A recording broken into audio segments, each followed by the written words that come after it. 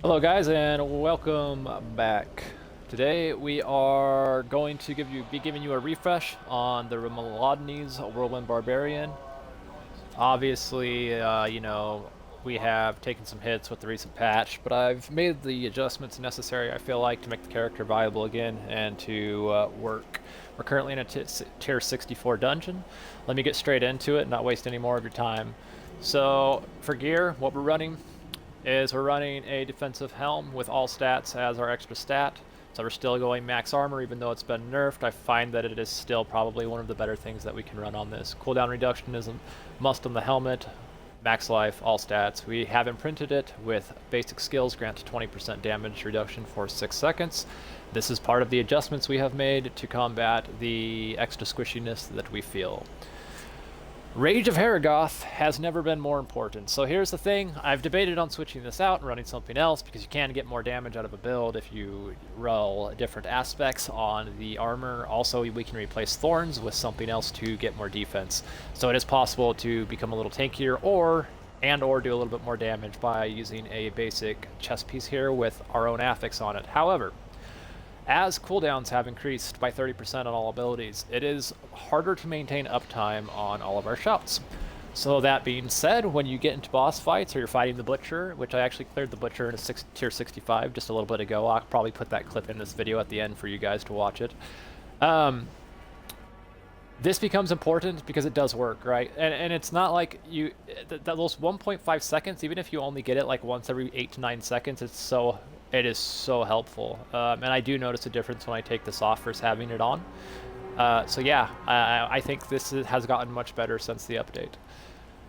This is the big surprise right here, right? So I'll give you an idea. I have Gore's Devastating Grips on right now, and I've been trying this out, and it is doing more damage. Now, obviously, tooltip's going to be a little bit lower, and our spins are going to be a little bit lower compared to running like these gloves I have right here, where we have critical strike chance and strength in place of non-physical or in place of non-physical damage and attack speed, right? So we have two better rolls than the other gloves. That being said, as we're down damage, and I'm going to explain this here in a second why we're down damage, what we had to do to make this build survive. But as we're down damage, being able to roll a DPS roll on gloves is very important, right? So now we don't need utility, what we need is more damage. This fills the role, and it does it. Now that it explodes every 2 seconds, it is almost like having a 25% damage increase, right? Now, obviously, it's not because it's every 2 seconds. It's not every 1 second, so you can have that. It might be 15. But even if it was 10% damage increase, we would take it at this point because we are hurting. And it actually performs very well, I found, in the content I've been running. On our pants, I have not the greatest roll, but nonetheless, here they are. And these are pretty much exactly what I would run. You could trade armor for health if you wanted to. I still think armor is better. I wish I had better rolls on it. But damage reduction from bleeding is still very powerful. You might as well run flat damage reduction over damage from far because they're about the same now. Total armor and a damage reduction from close can still roll very high, even though I don't have it. So that would be a good roll for that. On the boots, nothing's really changed. We're still running Fury cost reduction, movement speed, all stats, and strength, and we are imprinting it with a little bit of CC. This is personal choice. You can run a bunch of things here, but with things being a little tankier, I prefer to have the additional CC for stagger on bosses, maybe, or different adds.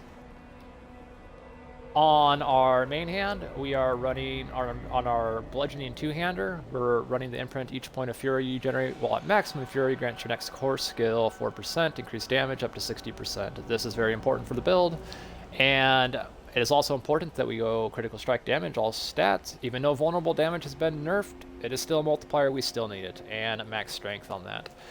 When we come over to our first weapon, we are running core skill damage, a vulnerable damage, strength, and a critical strike damage, Ramaladni's.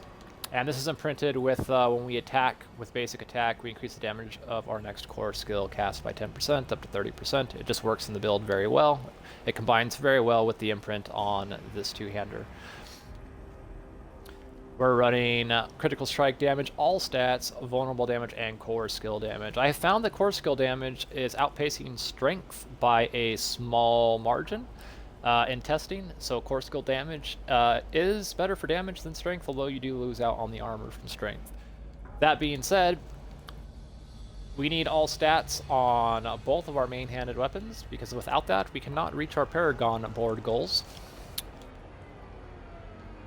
Here's the big changes. Normally we would be running the armor aspect on our pants or our helm, but since we're running basic skills grant 20% damage reduction on our helm, now we're running our armor aspect on our amulet. And our amulet boosts the effectiveness of that aspect, and since it was nerfed, we have to move it over to our amulet to get the same value from it, right? Or close. So it used to go all the way up to 50%. Now, on the amulet, it'll go to 45%, but if it's not on the amulet, it's only going to 30% if it's on a helmet or a pants. So moving it over to the amulet, we only take a 5% loss on this. It's not as bad. Here is where we get some of our damage back. On our amulet, we do need Fury cost reduction. Roll damage on the rest of the amulet. I will show you how we're doing that here in a second on the Paragon board, but you want to roll damage on your amulet. Just the best high rolls you can get. For this build specifically, damage with skills that swap to new weapons is good, damage with dual-wielded weapons is good, flat damage is pretty good too. Damage to close would have been better probably, but I didn't find a roll with that on it. We have armor imprints on all our jewelry. We are running damage reduction while fortified on most of our body pieces. I am running one health piece on the one health glyph on the helmet, and still critical strike to vulnerable damage, which is better for bosses, worse for ad pulls generally speaking if we can't kill them in under 3 seconds. And with all this coming together, are we as insane as we were before? No, of course we're not. We're a little bit squishier. And we do a little bit less damage, but we are still very viable and we are able to clear things. Let me move around so it doesn't AFK us off the screen. For our expertise, we are still running the two-handed axe expertise. For our abilities, a little bit has changed here. I will go over it. We're still running lunging strike into combat lunging strike, just 1 point into that. We still run max points in the whirlwind up to furious whirlwind. We run 3 points into pressure point for our vulnerable procs. We run 3 points into imposing presence. 1 point into each of the shouts, with rallying cry going up to tactical rallying cry, iron skin going down to tactical iron skin, challenging shout going down to tactical challenging shout. If we move over here to our brawling skills, we do have 1 point into war cry, and that is moving us over to power war cry. This is also personal preference, take whichever morph you like. We have all of our shout passives active. Having the healing and the damage reduction both at the same time is very nice with the current change to things. Also, these 3 points that are into swiftness, you can move them around as you please into damage reduction while berserking, or fury generation while berserking. I prefer movement speed for most things. As we move down to our weapon mastery skills, we're running still the same stuff down here, even though it's been nerfed to the ground. There's just really nothing better we can put it into. So our bleeding affects slow enemies, and we take the passives to where we have a 9% increased critical strike chance against immobilized, stunned, or slowed enemies, and we deal 9% increased damage to close enemies and gain 6% distant damage. 1 point into thick skin and to get to counteroffensive, and then 3 points into counteroffensive. 3 points into tempered fury to raise our max fury by 9 because our unique scales off of that. And 3 points into Invigorating Fury for the heal, and of course the star of the show, Unbridled Rage. On to the Paragon board. Our Paragon board has been adjusted a little bit, but it is almost the same board. I will just briefly stop on it for you to look at it, copy it down, do what you need to do. This is our starting board. We are running the Wrathcliff. This is the Decimator board.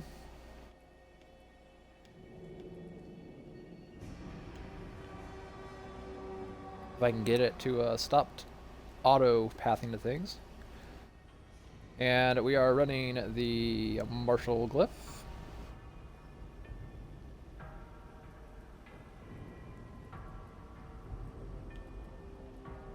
This is the Blood Rage board.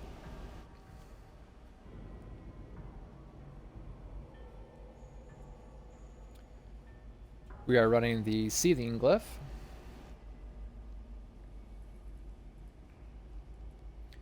This is the Warbringer board.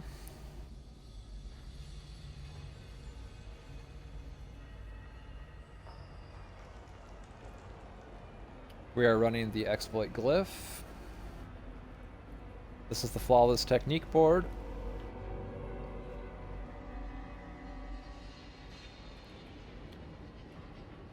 We are running the Ambidextrous Glyph.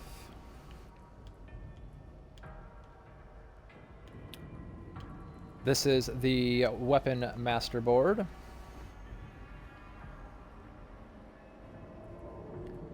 And we are running the Territorial Glyph. And here is the big changes that we made to get to this board, because this board is giving us an extra 250 armor, which is very needed, as well as allowing us to slot an extra glyph. We do give up a tiny bit of sustain to pull this off.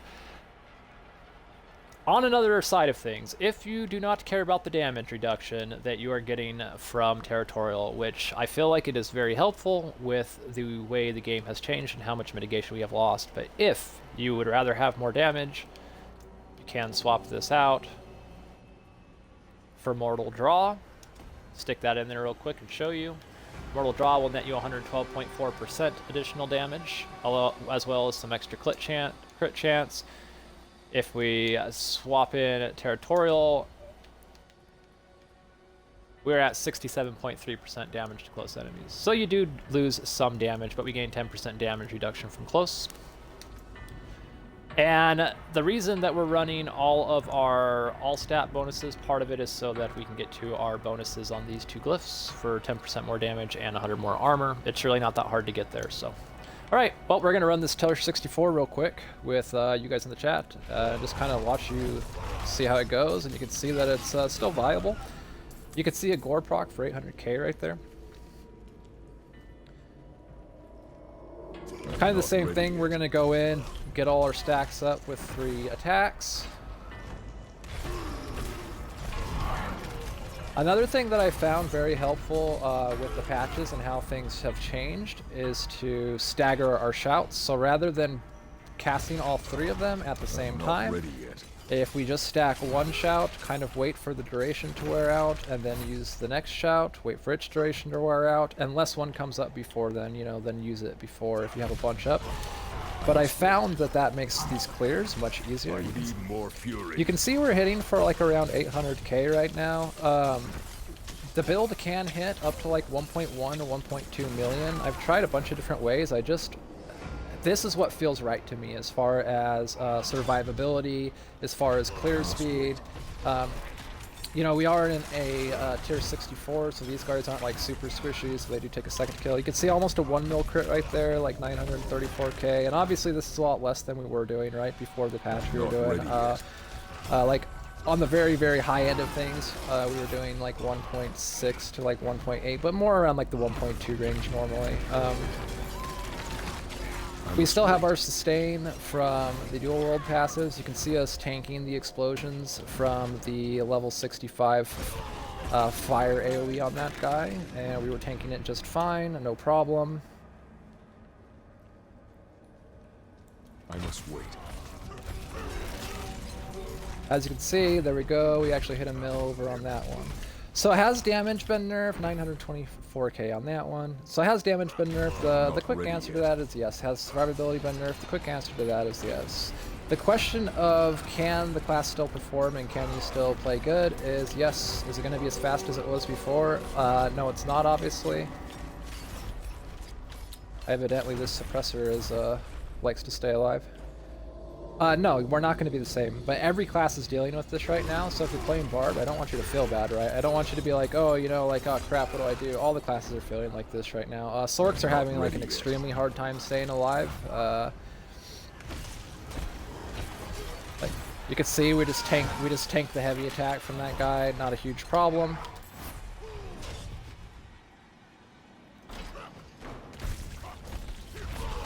I'm not ready yet.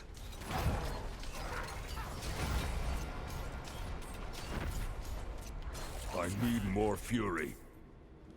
And yeah, there you have it. I think this is kind of a good enough showcase for you guys. I don't want to bore you by running the whole dungeon, you know, and wasting a bunch of your time.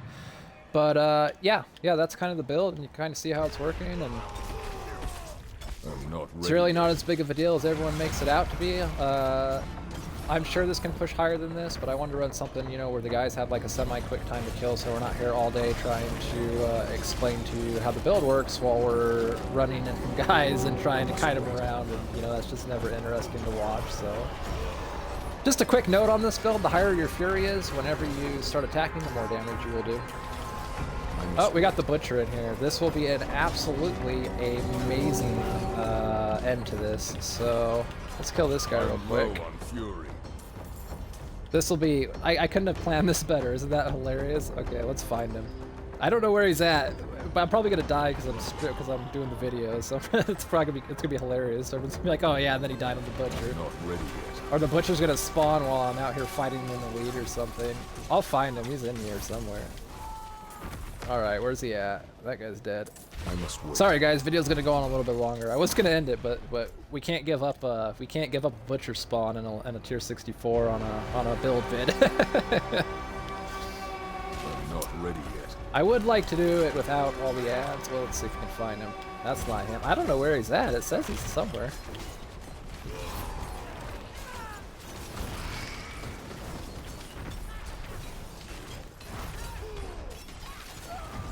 All right, we can get rid of all the ads that are in our way of the butcher. Not ready yet.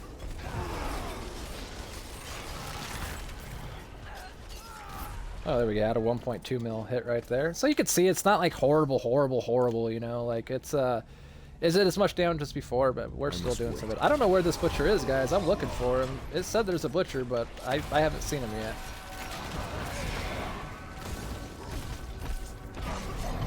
I must wait. All right, where's our butcher at? Well, if you can look at this, you can see we've explored the whole thing. All right, where's he at? Here, Mr. Butcher. I'm not ready yet.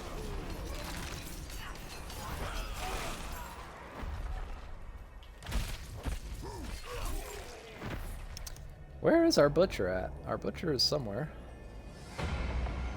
Oh, I hear the noise. There he is. We found him. We found him. He's inside a... He's trapped in a building. Come here, dude. Come on. I gotta let him out of his cage. There you go. Out here in the open. Good job.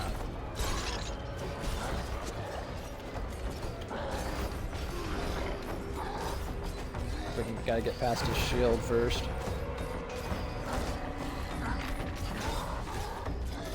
So right here, you're gonna see our Heragoth chest piece coming into play and how useful that can be.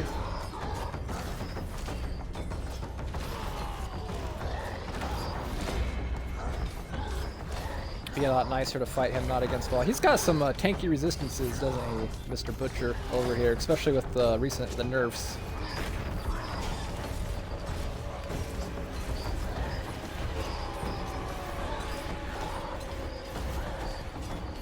Do. It's like Ring Around the Rosie when we fight this guy.